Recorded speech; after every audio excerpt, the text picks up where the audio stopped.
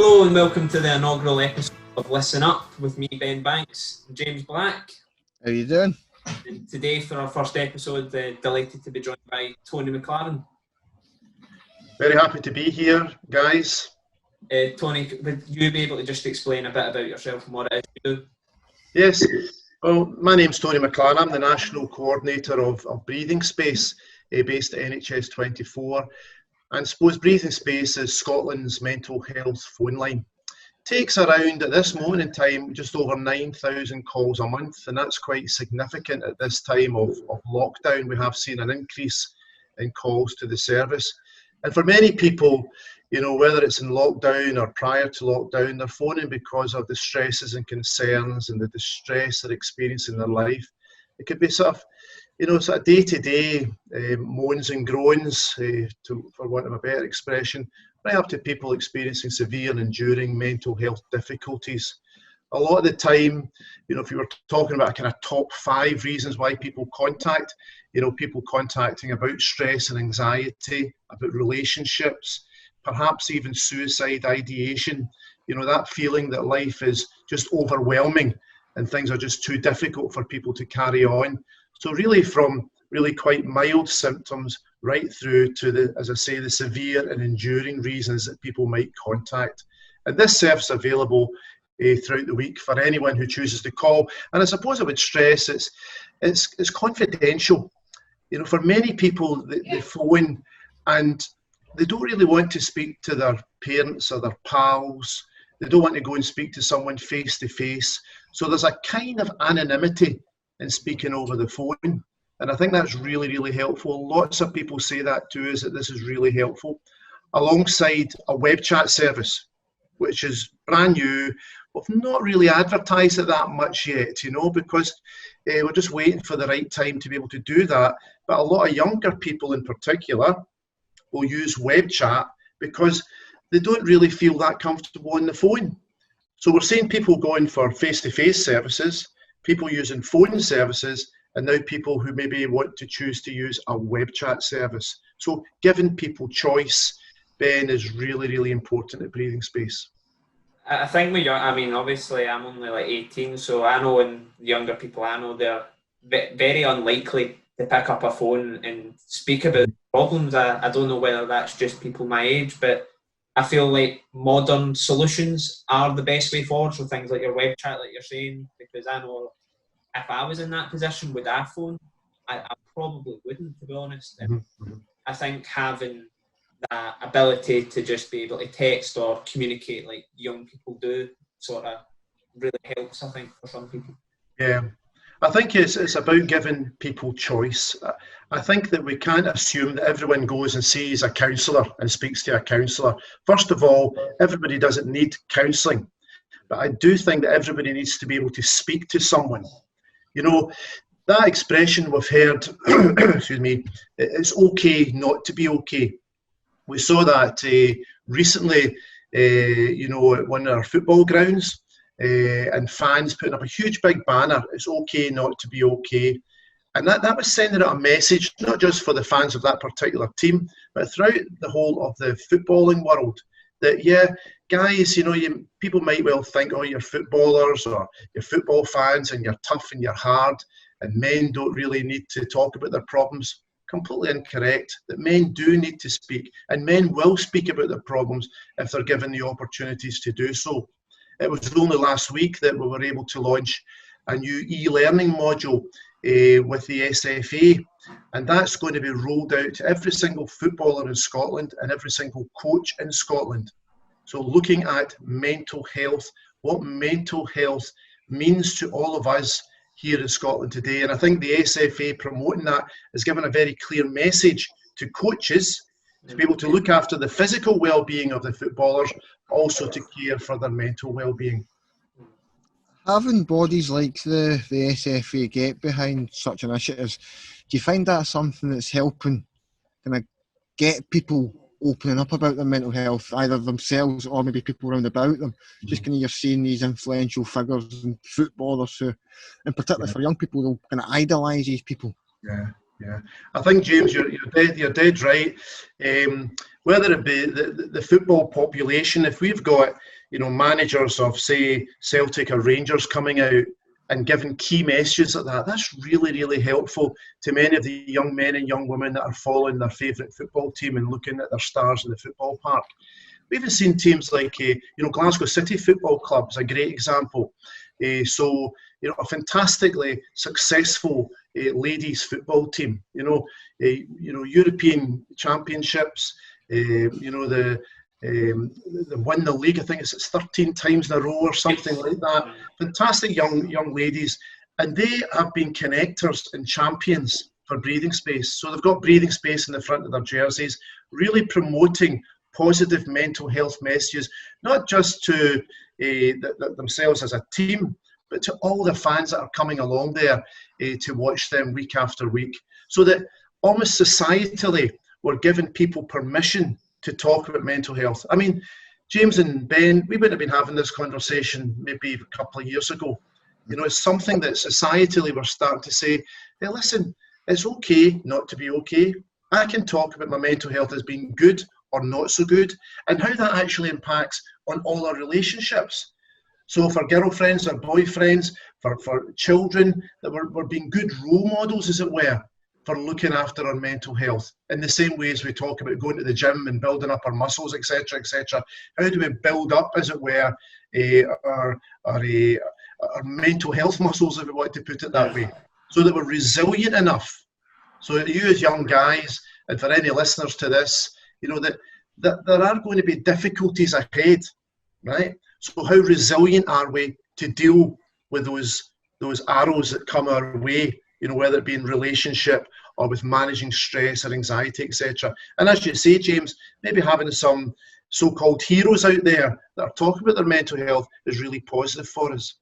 I think education as well, you mentioned that. There was a campaign that went on during lockdown. For the life of me, I can't remember what it was.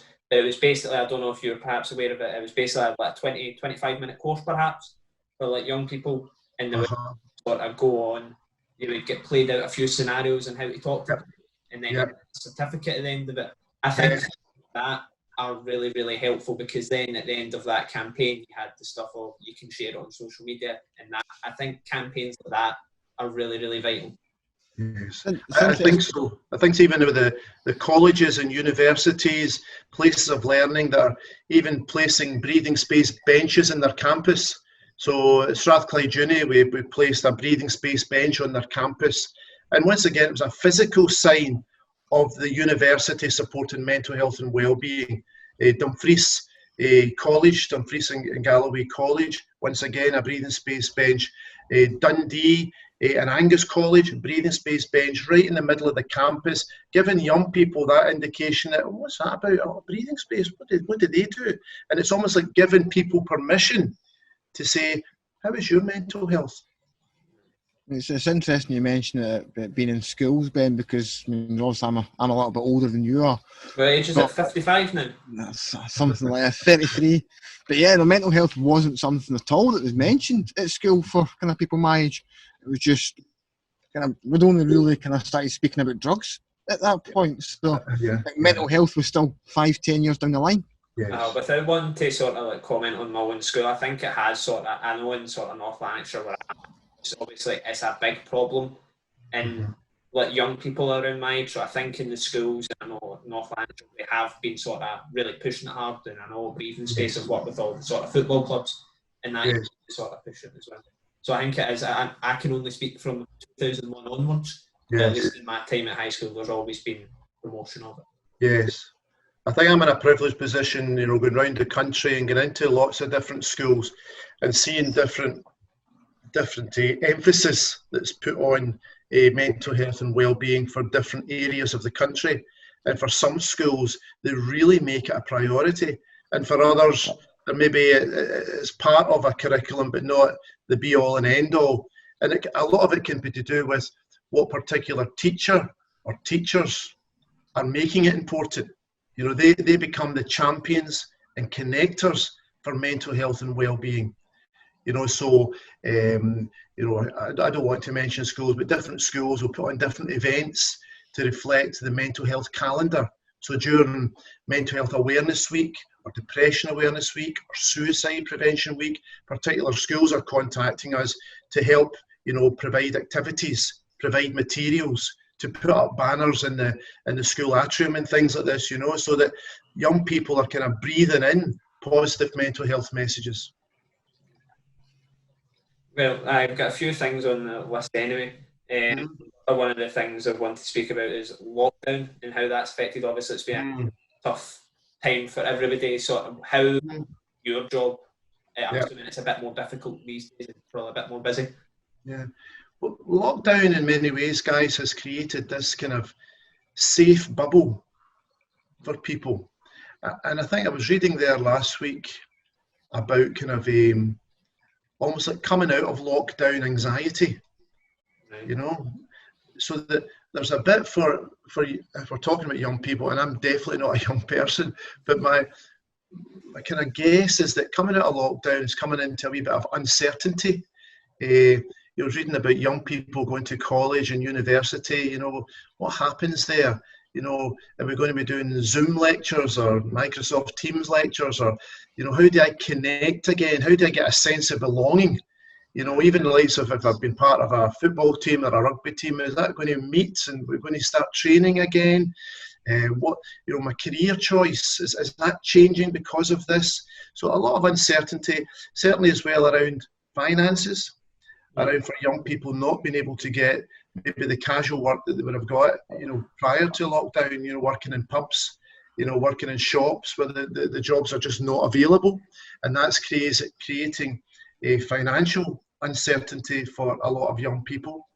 Maybe people actually starting to think about their careers and maybe having to change their direction. And you guys will know more about this better than me. But I think that the kind of recession, the unemployment, maybe the debt that people are experiencing, it's kind of creating a kind of perfect storm for society. And not to become too pessimistic about it, but for many people, it'll be really quite difficult to get through this period of lockdown and moving into the lockdown being over. So if you can imagine that's for a cohort of young people, then certainly there's the cohort for families, and then there's a cohort of older people. And then we're dealing with, so many deaths that have happened over the past few months. And we talk about almost like that inability that people have had to grieve appropriately. Not being able to go to a funeral, not being able to give loved ones a hug if their dad or their granddad or someone's passed away. That sense of the normal ways of dealing with death and grief have been put aside because of lockdown. And these are only small examples or significant examples, but not exhaustive examples of the difficulties that we're dealing with just now. So I think that uncertainty, of what does the future hold for us just now is really quite rife. And as well, I was kind of sussing out just at the weekend there, a kind of impatience almost with people. They want it to be over now. I think some people think it's over now. Because you can go out to the pitches where I live, and there's groups of guys playing football. Even last night I saw a group of guys playing football, and it looked great fun. I'm thinking, no guys, you shouldn't really be doing that. No, it's like I was saying to James before we started recording, I've seen like videos on like my Snapchat and things like that on social media, and it's like there's literally hundreds of people coming from where I am, going an hour and a half up to sort of Perth way to go and sit by waterfalls and stuff. It's crazy. I know. And there's a bit where we have to abide to the rules. If the current administration, I think, have done a fantastic job. I do think it's listening to their guidelines and their rules, because that's what's going to keep us safer. I think we can plan ahead. We can maybe anticipate better times ahead. Whether that be socially or academically or whatever. Things may well have to be put on hold for a period of time. But I do think that for any of us, it's about, I suppose, our positive routines. So there'll maybe be things that have happened over the last couple of months that we've put in place a change in our own behaviour. You know, so maybe people do their 10,000 steps a day now that they never ever did before lockdown. So how can we continue that? You know, people that have connected in different ways that maybe they didn't connect like before. I think maybe with sleep patterns, you know, are we actually managing our sleep better, or is our sleep patterns worse? You know, that kind of sleep hygiene that we talk about. What are the positive things that we can take from lockdown and continue it as the world returns to, well, we call it normal, but I don't really know if we want to call it that. You know, maybe it'll be a kind of new normal you'll hear people talking about. How do I want things to be once lockdown's over? Because maybe there are changes that I want to make in my life, maybe aspects of my life that I wasn't that happy with, but maybe I can change things. And then I think at the end of it all is to be able to say, well, can I open up when I'm feeling down? Because I do think that people may well end up just feeling a bit off the pace a wee bit and really need to speak to someone. And I think that the messages that the three of us here are putting out today is that, well, yeah, that's actually okay, guys. Just speak about it. Speak about the difficulty you're having in your relationships. Speak about your stress and anxiety. Speak about the fact you're a wee bit lost in your career path. Speak about it. It doesn't take the problem away, but it gives you options and choices, and that sense of feeling listened to, and people maybe taking you seriously, you know, rather than bottling it all up and then it all explodes sometime, or we use inappropriate ways of dealing with it, like alcohol and drugs, to maybe deal with it in an inappropriate way. Kind of handily takes us into the kind of next thing I was thinking about was, and particularly in young people, what sort of impact does alcohol and drug abuse and use have on mental health? I know there's cocaine in particular is kind of one that's often brought up with the stronger strength that's available, and just kind of the regularity of use it's kind of seen of it now. Mm-hmm. Kind of that's contributing to people's mental health problems. Yeah, I mean, I do think that you know, whether it be alcohol or over-the-counter medicines or illegal substances, they're all ways of altering our mood, aren't they? They're ways of taking us from feeling one way to feeling another way, because it's almost like helping us to cope. So, for instance, if you go out for a couple of pints with the guys and girls, you're saying, well, yeah, just a couple of pints, and you manage it and you cope with it. But if you're going out for a couple of pints and it becomes, you know, just too much and overwhelming, and we get really drunk and we say the wrong things and we argue and we fight, we spend lots of money, then we know that alcohol as a depressant is actually not really helping us at all. So it's getting that right balance. And if it's, you know, if you're waking up the next day feeling even more depressed, you know, if you went out for a drink because you weren't feeling good, and then you come back and you're feeling worse and you've got less money in your pocket, well, we know that's having an impact on our well-being, how we look on the world, and how we're actually managing any particular underlying problems that we have around our relationship or our anxiety or stress. With drugs, once again, another scenario where people are looking for very often an absence of pain in their lives. And people may well use opiate substances almost to physically reduce pain that they're experiencing, but to deal more with the psychological and emotional pain that they're experiencing, that they're taken away from that place of pain, James, to a place in the short term that feels they can forget about their problems. But as you and I know, that those problems are not going away with the use of substances. So it's not in any way to demonize or to judge people that use substances at all, but we know that after a while people have to face that reality of how they can live life without the substance to kind of prop them up, as it were, through a difficult period of time. So it's a fine balance. You know, with alcohol, it's the most used substance that we have in society.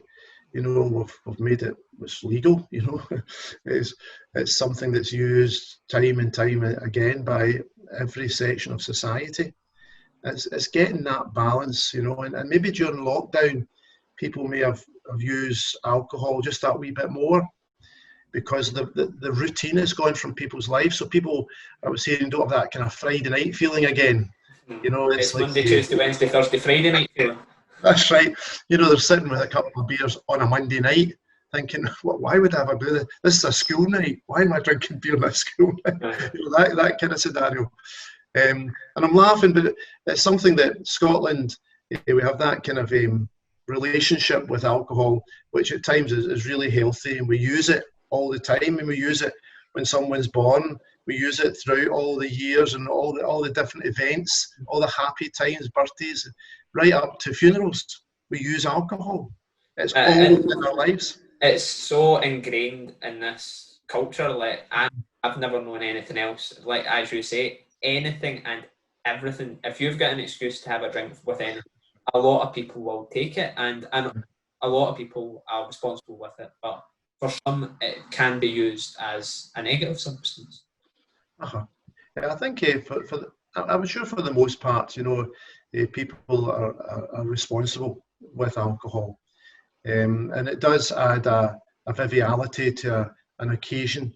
But I think as well, people should be allowed as well societally not to drink. You know, sometimes there's an awful lot of pressure. You know, not just in young people, but people my age as well will have a drink. You know, you have to have a drink. Well, and if you don't want a drink, you know, especially in this sort of weather. Yes, well that's it. You know, the whole kind of barbecue culture and the kind of, it's a nice day, so we'll have some beers. And once again, nothing wrong with that. It's just the excess use of it, or trying to force people in any way to become part of that when they don't want to be part of it. And I think the ability that everybody does have to say no, but at times that becomes really, really difficult. And then it becomes perhaps a problem, and people are unable to say no, and then they get into difficulties with money, with relationships, etc. And I do think that people need to be able to speak about that, to talk about it, to open up about it, and to get the necessary medical help that people in extreme cases of difficulty will need at that time. Another area that's kind of often brought up as being negative for people's mental health, social media. And there are the obvious pitfalls of social media. But how important a role do you think it can play in a positive aspect for people's mental health? Yeah, that's a good question again. I do think that we're seeing more and more reports almost demonising social media for young people. And I would say we never had social media in my day, but there is a bit just now that I see the very, very positive effects of social media around social interaction, social connectedness, that sense of belonging, that sharing of information, that feeling of safety that can come from being able to instantly be in contact with a friend or family member. You know, WhatsApp groups that are bringing people together, sharing funny stories and the likes. These are all good things. I do think when it tips over, James, to become maybe more of a difficulty is when it becomes overwhelming in someone's life. And indeed, going further down that slippery slope, that people end up being abused or bullied in social media platforms. And we've seen examples of that, where people feel really quite ostracized with social media because of how they look or what opinions they have, or you know, how they dress, how they don't fit in. All these things can be really, really negative, particularly I think for that kind of 13, 14, 15, 16-year-old, you know, young boys and girls, although I think it can affect anyone, but I do think that sense of, even to use a strong word like addiction, you know, that people can become really quite addicted to it, because that's the bit that keeps them connected, and to let go of that connection means that they're isolated and alone. So the bit where even like Facebook or whatever, you know, people could look through the prism of Facebook and think that the whole world is having an absolutely fantastic time, and that I'm the only person that's sitting in my bedroom bored and doing nothing and nobody likes me. Whereas we know that's not the case. But if you're looking as a young person through a Facebook or other social media site, you can get that impression that you are very isolated and alone, and everyone is out there having a great time. I think as well, I don't know if you've not got an iPhone, James, have you? No. right? You've got a thing called, like, it shows you your screen time now, how Uh-huh. time you've spent on it, and Oh, right. I know I'm not even the worst sort of for it, right? A couple of weeks ago, I've not checked it because I don't want to check it. But it was like 7.5 hours that I spent on my phone per day. Like, just Right. it's like 3.5 to 4 hours of it was just on Twitter.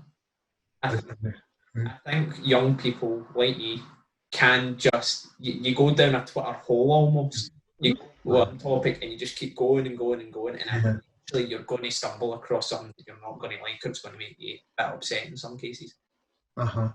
That's a lot. It's a lot of time. I'm sure that be replicated with many young people. And I bet you any money, it's not anything you're aware of at the time. It's just that it sucks you in, isn't it? You know. It does. It's like you're just on it, and then you wake up, go on your phone for an hour, go downstairs, watch something on YouTube for a couple of hours. Minutes and hours are just rolling into one. It's not good. Really, really positive bits about it, but there's just to be aware of the negative impacts on social media. I think the connection is really good, but it's almost like, can we have social media free days or social media free sections of days? You know, that we almost like put the phone away, leave it in your bedroom, and then go out to the shops without a phone. I don't know if the young people in my house would be able to do that, but it's almost like a kind of challenge for us all. You know, how can I live without that for even short periods of time? Well, we watch like movies at night. That's what our thing in our house has been, like watching movies at night, and I always get shouted at during it because I'm on my phone. Like, my dad always says to me, "I bet you couldn't go a full film without touching your phone." Right, okay. Then she's like on a wee blanket, she's like covering her phone while she's playing The Sims. I think in young people, I don't know if it's just because my generation, sort of generations after that, we've been brought up with social media. We're the first ones sort of from our ages. We've always had Facebook around us, we've always had Twitter. So it almost just becomes part of our everyday life. That's probably the thing. People do homework on their phones as well. You know, the young people just. Well, it's just homework. I know. Well, the thing is that the phone is just so much more than a phone, isn't it? It's a communication connection device. You know, it's for picking up phone, saying "I'll meet you at 2:00" kind of thing. In fact, I would imagine that for many people, they don't ever use the phone to actually phone people. And that was the reasoning with Breathing Space getting the web chat, even, you know, to give people that option to connect with mental health services via web chat.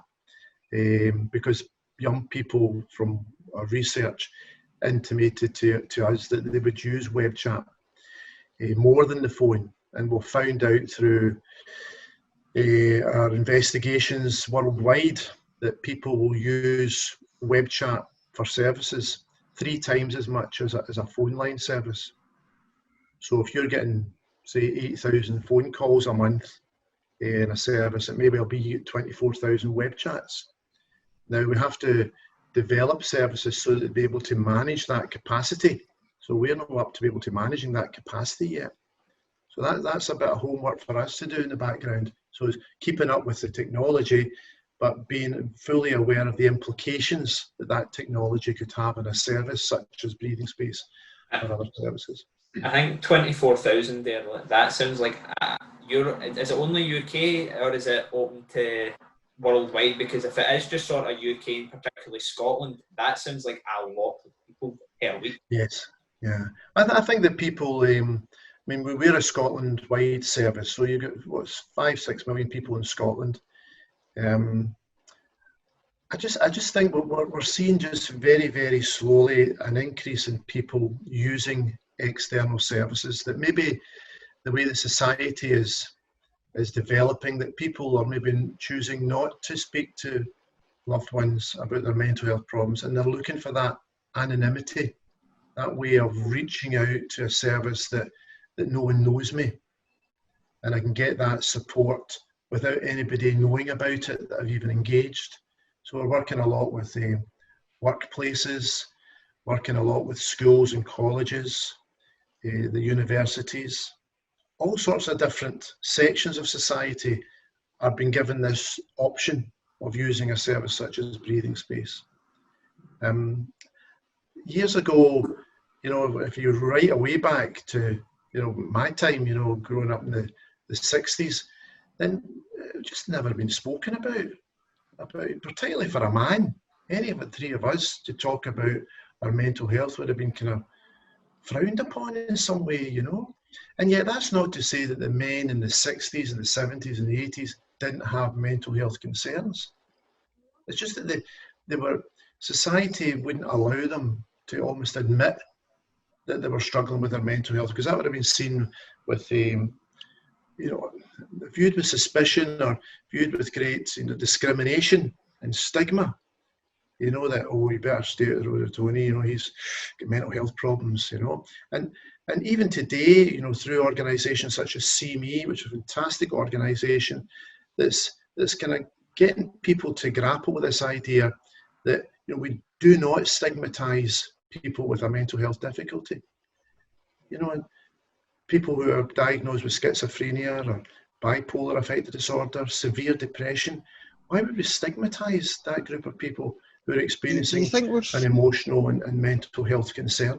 And I think we are much further down the road with that now, certainly from what we were some years ago. So that your generation, guys, you're growing up with that idea that, yeah, someone's got schizophrenia, someone's got bipolar affective disorder.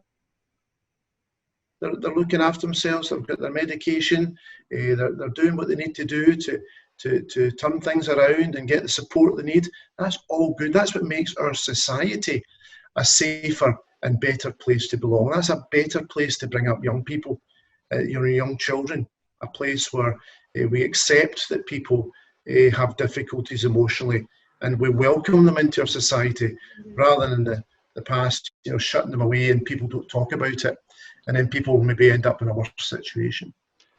Do you think we're still only really scratching the surface here in terms of people actually opening up about their own mental health? I think for many people, James, they'll contain it themselves. They'll deal with it as best they can themselves. And then there comes this kind of a trigger or whatever, it tips over to being something really serious.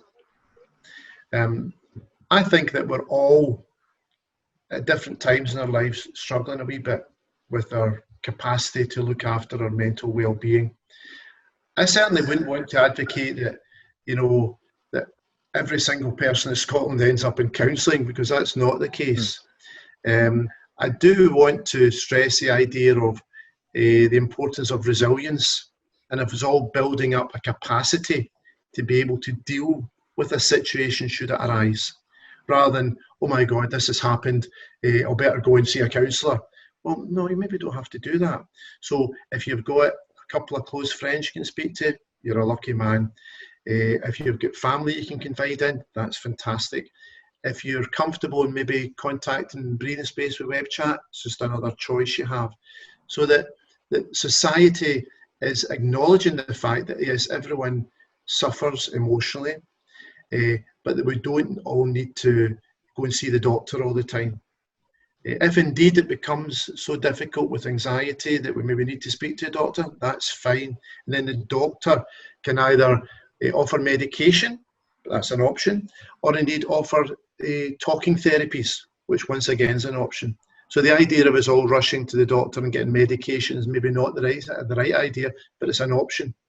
So there's a way whereby this tip of the iceberg, I think at this time, coming out of lockdown, we may well see a lot of people experiencing some distress having been in lockdown.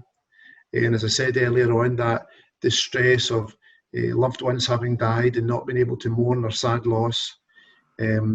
Other things like, as I say, the unemployment and the debt that may well be around, because it's for many people, guys, it's a terrible time.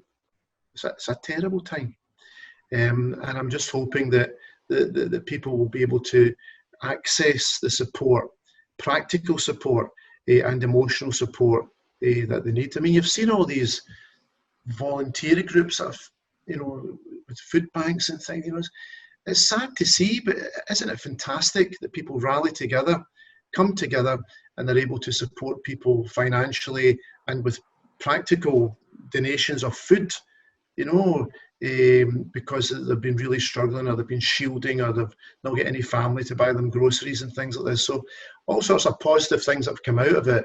But I think it may well be that we just see an increase in people having difficulty in dealing with what has transpired over the last few months. And how long it's going to continue, we don't know. Did you sort of see, not almost with the mental health side of things, but just with the nature of lockdown, you're being separated from everybody for 2 months? These sort of problems, just in every sort of form, I suppose, are inevitable. Like we had to go into lockdown to obviously protect the vulnerable and things like that, but it's a double-edged sword, because as much as you were protecting another group of people that would also be adversely affected by the impacts of that. Yeah. I do think there'll be the hindsight that we'll get, Ben, with all this, and we'll look back and we'll say, oh, we should have did this, we should have done that. I think that I would like to think of coming out of lockdown and see as many positives as possible. But then we've got the hospitality industry, you know, on the news this morning, and they've been decimated with this, as with all the holiday companies and things. So there's huge areas of society that are severely affected by this pandemic. I think when we might be able to look back, we should have done this, should have done that, but in many ways that's all rhetoric. You know, we have to do what we're doing now, and how we're future-proofing our services, how we're future-proofing how we live as a society. And we spoke about the new normal earlier on. Well, what is normal going to look like for us further down the road? Do we want it to go back just to the way it was? Or do we look to ways of creating, you know, a different way of being, a different way of living? You know, even simple things like noticing people say hello to one another in the street an awful lot more than they would have normally done. You know, even with a clap, you know, so I had a neighbour come over to speak to us, and I never spoken to him in my life. And it's just that, you know, I'm a wee bit older than myself, how are you doing? And, you know, blah, blah, blah. And, you know, and it was just nice that it takes sometimes difficult times for people to come together. I'm sure that's happening throughout the whole country. You know, how can we keep a hold of that? We had Mental Health Awareness Week there just a couple of weeks ago, and the theme for that was kindness. And it might be a kind of old-fashioned kind of word, but don't we all, James, Ben? And we like receiving kindness. And I think that if there's something about this pandemic that allows society to be a kinder society, then that's another positive that we have. And, you know, maybe it takes us away from our selfishness and takes us away from maybe other ways of being that weren't that good. You know, so that here in Glasgow, where I live, there's a bit where, how can I make things different? You know, how can we challenge inequality, poverty? How can we challenge bigotry? You know, how can we challenge all these things? You know, racism in its many forms. You know, how do we challenge these things? Huge existential questions in many ways, but I don't think we should shy away from them. So in our wee worlds, your world, James, your world, Ben, we can make the difference. Even coming out of a really negative period of time, how do I make the difference in my wee world? It's definitely gave everybody a sense of perspective, I think. Like, one day you're just going about your normal life, you can go out and meet friends, go out for a social drink or whatever, and then click a finger, stuck in the house for 2 months, can't see MD, and it opens your eyes to all these problems, I think, as well, because they've perhaps been laid a bit more bare because you're just going about your normal day life.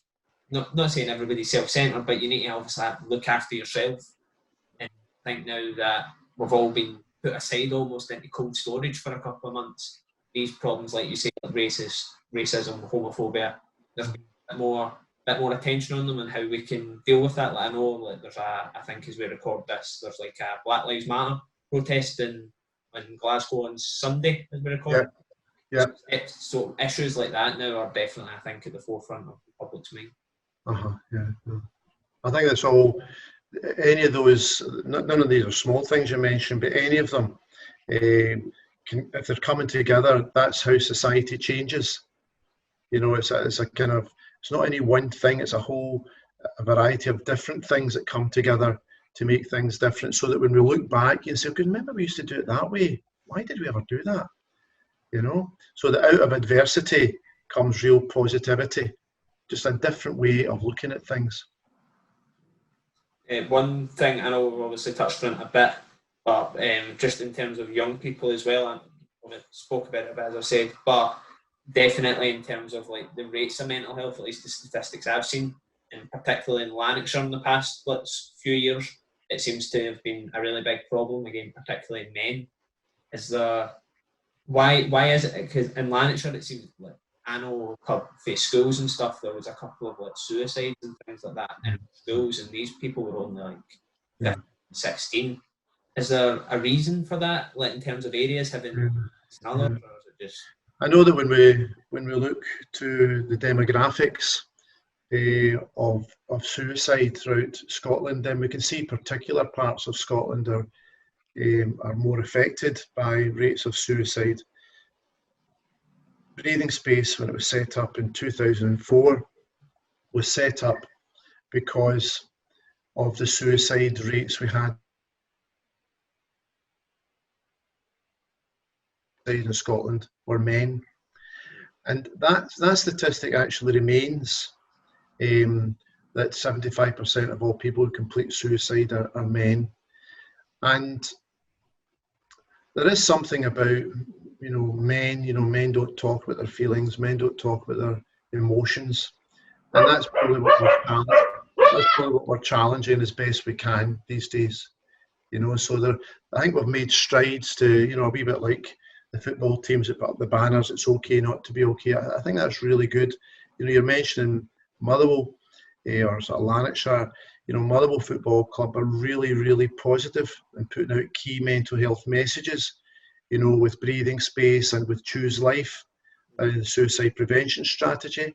And fantastic work done there by South Lanarkshire and North Lanarkshire around working with men, working with schools, working with even technology, suicide apps and things like this, so ways in which we can support people, who are in distress.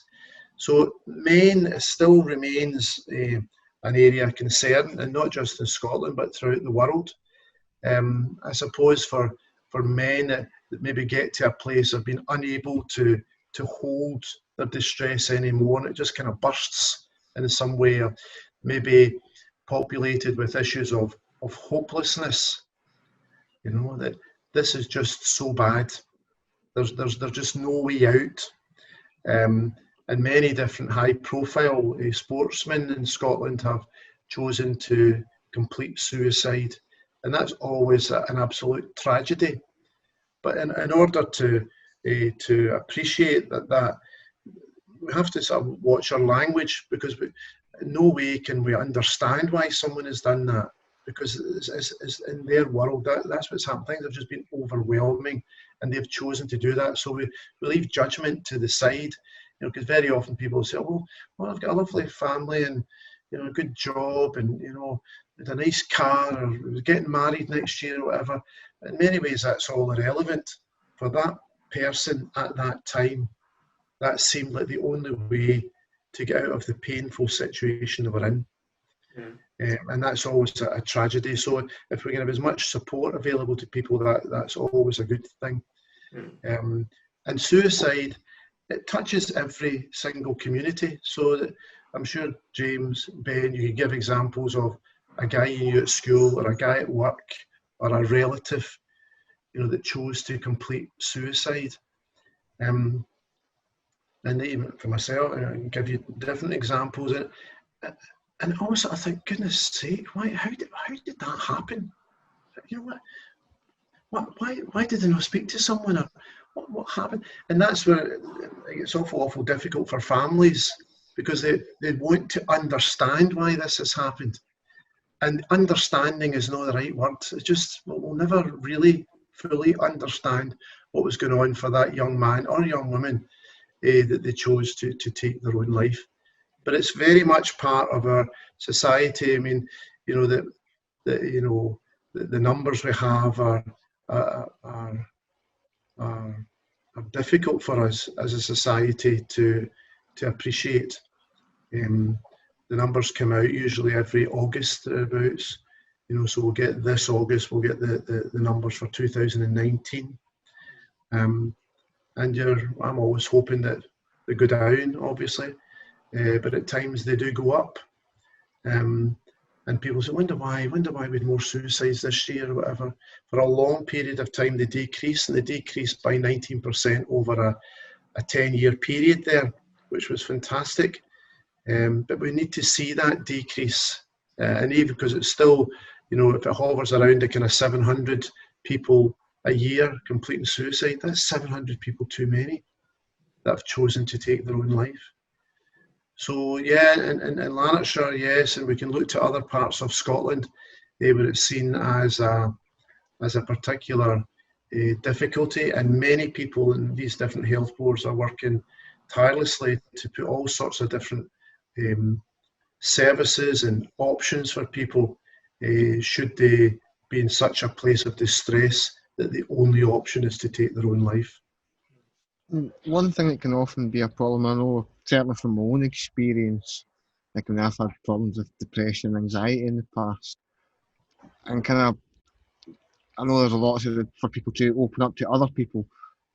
What can family members and relatives, they can see, or they think that somebody else is struggling, but they aren't maybe wanting to open up?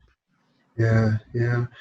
I think it's about sometimes being able to look out for the signs, you know. So if it's a family group, you know, well, this is what takes people by surprise, Jane, because my brother killed himself, and goodness, he was out for a pint the other week, and he was at, you know, his work, and he was getting on fine with his girlfriend. They saw absolutely nothing, and it's maybe for family members to be constantly looking out for what are the signs that this family member is maybe experiencing distress in their life.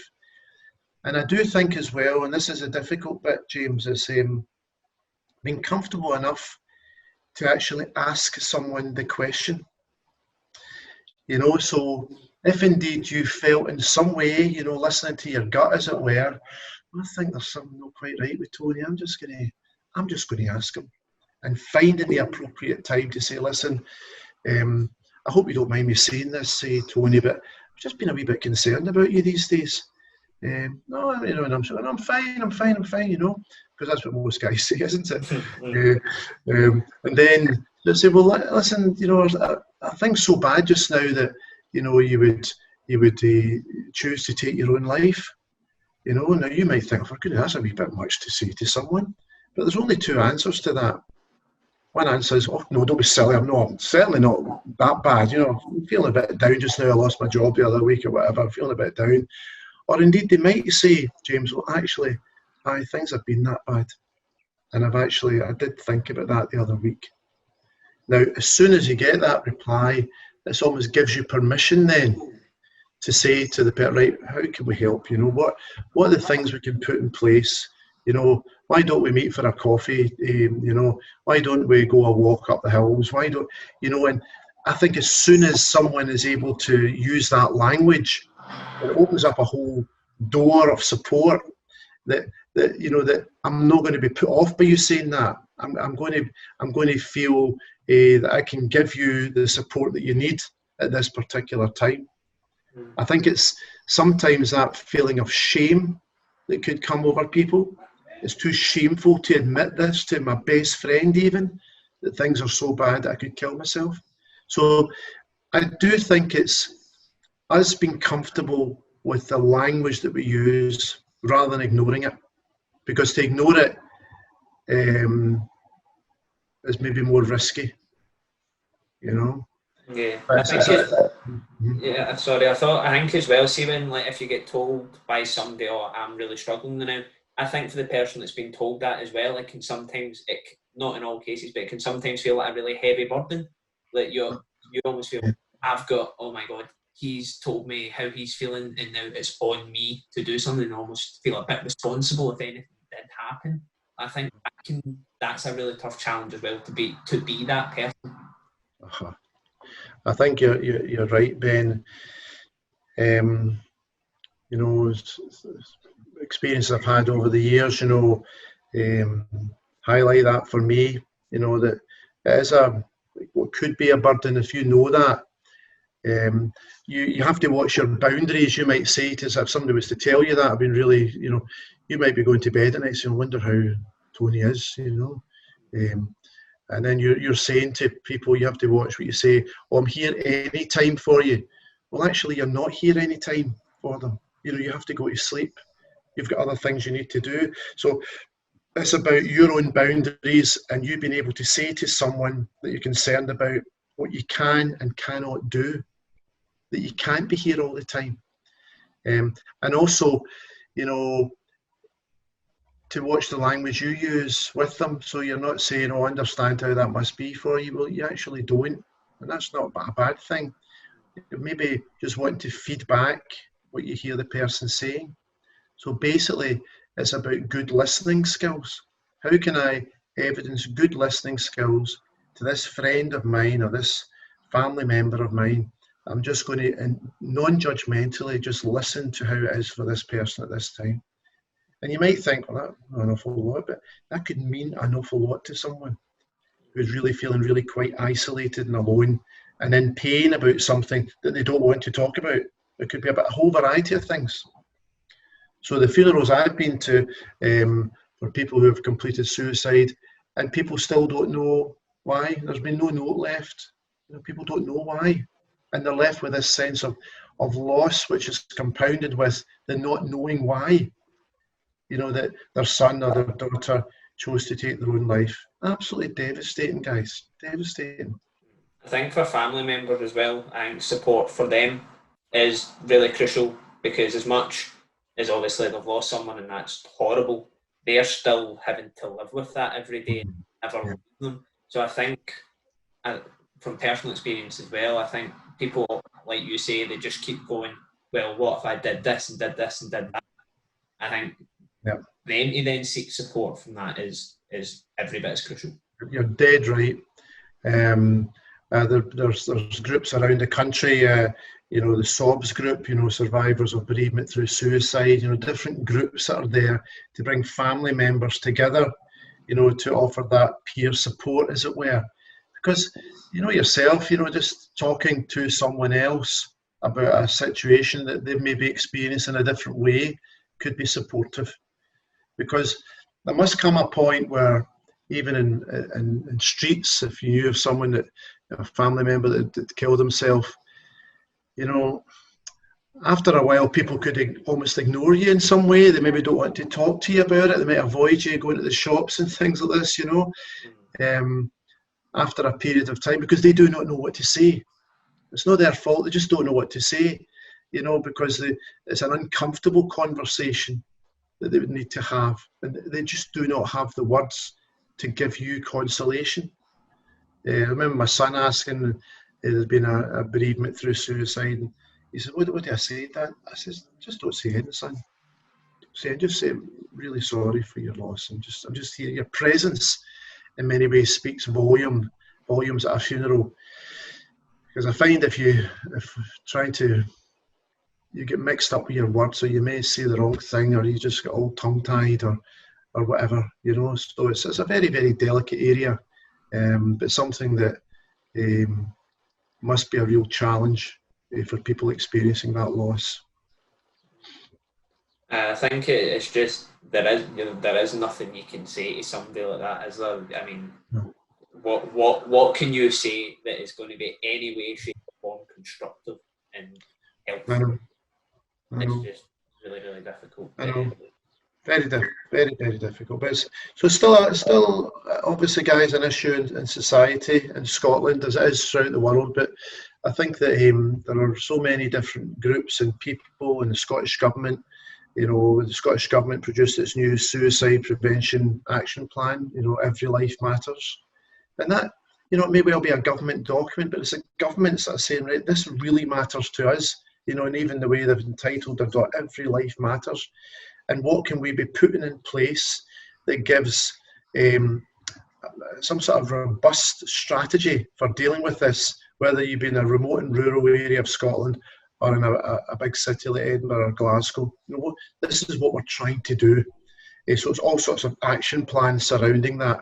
And we're hoping that, you know, with a lot of these action plans coming to fruition, then in some way that impacts on our society and how it changes its attitude to suicide and how we deal with suicide. When was it actually you started working with that sort of mental health? Oh goodness, many years ago now.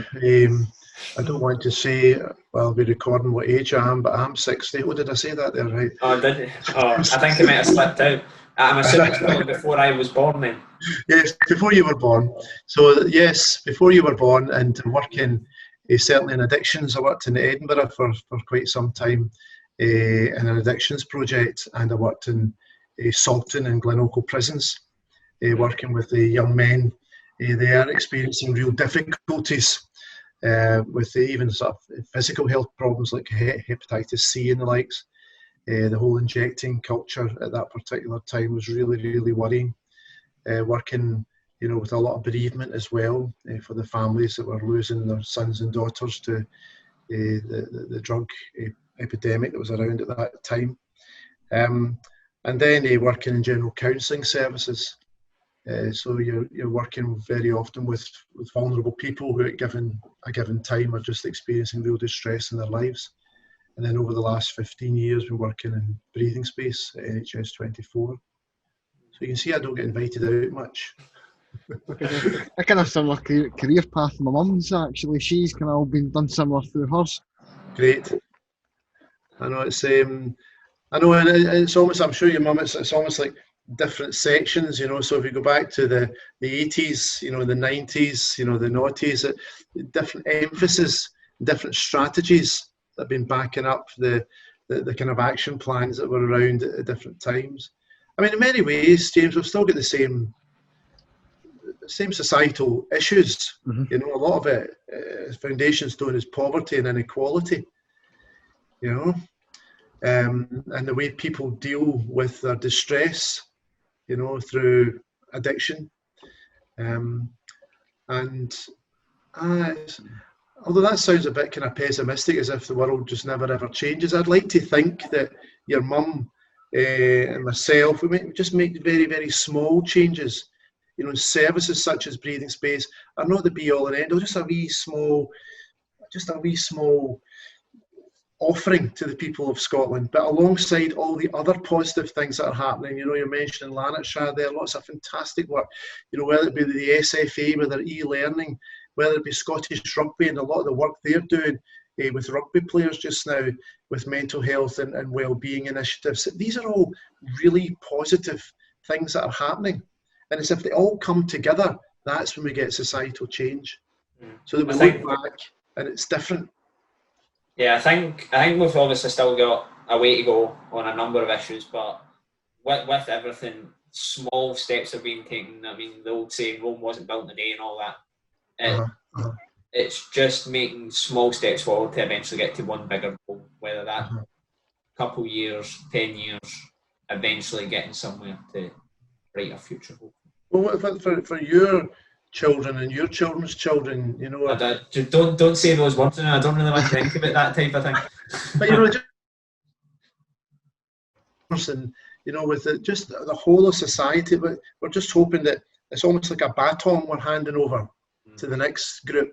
You know, so James's mum there, you know, handing it over to James in some way, or you know, that we're slow, and we want to see these small changes you're saying, Ben, you know, just small changes so that we get to a place where we're not going to put up with it. You know, so homophobia, for instance, no, we don't put up with that anymore. What's all that about? You know, where did we get that from? Racism, sorry, what's all that about? Yeah, the stuff in America is a really great example of it, you know what I mean? Like, obviously, it's tragic what's happening there, but obviously the people have had enough and they've taken to the streets to protest. Like, would you have seen I mean, obviously you had the stuff in the 60s and stuff, but it's definitely more and more people of all backgrounds are now tackling these issues, which is really good. Yeah, well, it's almost like societal rage. You Mm. know, they're just saying, no, enough is enough. And seeing those pictures coming through from America are very, very unsettling. You know, it's just not nice at all. I'd like to think for here in Scotland that we have I don't know, we're far more tolerant, or is that the right word? Far more, I don't know, inclusive, or I don't know what the right word is because I've not We're thought more of it. accepting of people of different backgrounds, so whether you're black, Asian, white, everybody's accepted. Well, I'd like to think so, you know, just that's my assumption. That's the way I brought up my children, you know, that, you know, it's funny because even the likes of, you know, growing up in the 60s, you know, I never had any black friends, for instance. You know, there was no one I knew, no one actually I knew. Whereas my son would be much more, you know, sort of racially aware in somewhere where you know lots of different friends from different schools and different, you know, just different. Whereas in the 60s and 70s, we grew up in a kind of bubble in a way, you know, just quite a different society now. But no, there's no way, there's no space for that in Scottish society. You know? And that's not to say it doesn't exist. Of course it exists. Uh-huh. Hopefully in the minority, but it'd be ignorant to say it doesn't exist at all. Yes, and that in the same way, yeah, it's what you get. You know, you get pockets of bigotry, you get pockets of all these other not so good things that kind of leak out from time to time. But that doesn't mean we become complacent, and we can sort of still challenge it. And it's the challenging that's the scary bit. So even the likes of jokes and things like this, you know, we have to challenge even the kind of humour that could be around in a pub of a night. You know, some guy comes away with some jokes, that's not really. And that can be quite difficult as well. You know, so it could be homophobic, it could be racist or whatever. It's just that saying, well, I don't really like that. You know, you really have to watch what you say there. You know, it all becomes a bit kind of difficult. Oh, even in school. Like I'm only out of school 2 years now, I think. See the amount of like racial and homophobic jokes that people are saying, and I don't think they're racists. I don't think they hate black people or gay people, but they just come out with these jokes, and it's like they're clearly offensive, but they just don't seem to compute. It's like, well, like we have what was it called? It was a homeroom. It was called. And basically, you would go into a class for half an hour. I don't know if you had similar dreams, and you basically went into a class half an hour, and they would teach you about like the Jewish Holocaust Memorial Week was always one at the start of January. I think there needs to be more classes like that on emphasis on sort of like the Black History Month and things like that in schools. And we didn't really have much of that when I was in school, and that was only a couple of years ago. So I think sort of the next generation definitely needs. Yeah, I think we're seeing just people in general, like with the growth of social media and online networking with people that as big as the world is, it's all become smaller, and you're now seeing whereas what might have only been an issue in America at one point is now quickly coming across here. And when we're talking about mental health here, it's quickly going to America, it's quickly going to France, Spain, and these things are kind of, the world's becoming a bit more of a village as such. Yeah. Things become much smaller, James, yeah. Whereas in the past, they wouldn't have heard about these things perhaps for a long time, if ever. But yeah, with social media, that does connect us very, very quickly. But I think here in Scotland, I think we're, you know, the best small country in the world kind of thing. You know, I think we do very well, you know, to create our own identity. We still have our social problems and difficulties, but as we're saying, Ben, you know, it's about challenging those things that come our way. You know, might not be on a daily basis, but there'll be times when we have to actually speak up and challenge attitudes, challenge the jokes. You know, you might think, oh, that's a small thing, but that's how we sort of pass on to the next generation that no, we don't put up with that. That's not acceptable, you know. I know. We'll hope for change. Just to round this off, Ed, what can people do sort of in Scotland to help others who might be struggling with mental health, and what can they do to help their own mental health?